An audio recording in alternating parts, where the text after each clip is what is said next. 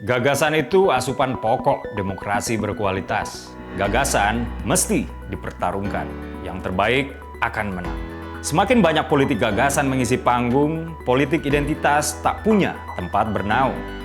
Simak Gagasan UKI. Assalamualaikum warahmatullahi wabarakatuh. Salam sejahtera untuk kita semua. Om Swastiastu, Namo Buddhaya, salam kebajikan. Teman-teman, beberapa hari yang lalu Partai Demokrasi Indonesia Perjuangan atau PDIP merayakan ulang tahunnya yang ke-50 di JI Expo Kemayoran, Jakarta Pusat.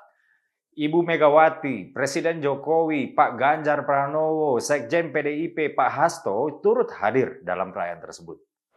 Pertama-tama saya mengucapkan selamat ulang tahun yang ke-50 untuk Partai Demokrasi Indonesia Perjuangan. Semoga PDIP terus kokoh dalam menjaga NKRI dan terus melahirkan kader-kader yang berkualitas. Teman-teman, sudah banyak pihak, termasuk pengamat dan media-media nasional yang membicarakan tentang isi pidato Ketua Umum PDIP Ibu Megawati Soekarno Putri. Jadi, saya tidak akan membicarakan itu. Saya lebih tertarik untuk membicarakan Pak Ganjar Pranowo pada acara itu. Oke, teman-teman, publik menangkap dua kesan yang renyah untuk diperbincangkan terkait kehadiran Pak Ganjar Pranowo pada HUT PDIP yang ke-50 tersebut. Karena ada kontradiksinya di sana. Kesan pertama yang ditangkap adalah kehadiran Pak Ganjar pada HUT PDIP ke-50 tersebut tidak istimewa.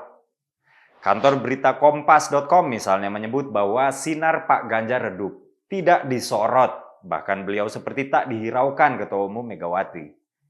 Ganjar juga diberitakan duduk tidak di barisan paling depan dan berhimpitan dengan kader biasa yang lain. Pendapat netizen terbelah soal ini. Ada yang bilang Pak Ganjar nggak dianggap. Ada yang mentertawakan Pak Ganjar, namun nggak sedikit juga yang menaruh simpati terhadap Pak Ganjar atas kelapang dadaannya diperlakukan seperti kader biasa pada acara tersebut.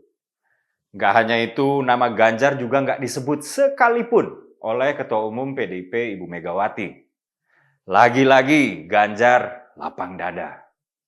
Ketika diwawancara oleh wartawan, Ganjar malah bilang bahwa beliau mendengarkan dan patuh instruksi Ibu Mega, yaitu terus dan terus hadir ke bawah untuk membantu rakyat.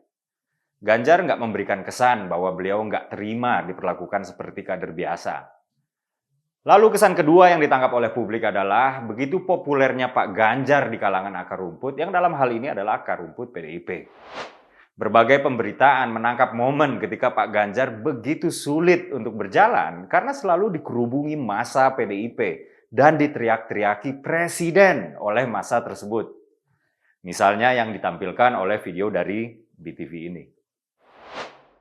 Mereka berebut bersalaman dan berfoto bersama Ganjar. Bahkan mereka kompak meneriakkan nama Ganjar Pranowo sebagai presiden. Teman-teman, dari video yang tadi terlihat ya bahwa Pak Ganjar Pranowo di level akar rumput begitu diinginkan untuk melanjutkan kerja-kerja baik Pak Jokowi. Populer di akar rumput, namun Pak Ganjar seperti tidak dianggap di level elit. Itulah kenapa tadi saya bilang terdapat dua kesan yang berkontradiksi, yang bertentangan yang ditangkap oleh publik tentang Pak Ganjar. Kesan bagaimana Pak Ganjar menerima perlakuan oleh para elit. Kesan bagaimana Pak Ganjar menerima perlakuan oleh akar rumput, bertolak belakang. Padahal kalau kita menyimak pidato Ibu Mega soal turun ke masyarakat dan membantu masyarakat, Pak Ganjar adalah pihak yang paling luar biasa sering turun ke masyarakat dan membantu mereka. Turun ke masyarakat itu kerap juga beliau abadikan dan publikasikan di media sosial agar warga yang disebutnya sebagai tuannya tersebut tahu apa yang dikerjakannya selaku Gubernur Jawa Tengah, yaitu pelayan bagi rakyatnya. Dari seringnya Pak Ganjar turun ke lapangan, Pak Ganjar jadi paham masalah warganya. Karena paham masalah warganya, kebijakannya pun jadi efektif dalam mengangkat kesejahteraan warganya. Tercatat oleh BPS, di era Pak Ganjar, jumlah orang miskin di Jawa Tengah berkurang sebanyak 1 juta jiwa misalnya. Indeks pembangunan manusia yang terdiri dari 4 komponen, yakni angka harapan hidup, harapan lama sekolah, rata-rata pendidikan, dan tingkat pengeluaran atau standar hidup juga naik di Jateng. Naik dari kategori sedang ke kategori tinggi. Angka stunting juga merosot drastis dari 37% pada saat Pak Ganjar dilantik pada tahun 2013, kini menjadi 19,9%. Angka ini sudah melampaui target 2030. Jadi target 2030 sudah dilampaui sejak 2021 silam. Itulah kenapa saya yakin Pak Ganjar itu sedang diuji. Dan kalau memang ini adalah sebuah ujian, maka Pak Ganjar lulus ujian tersebut.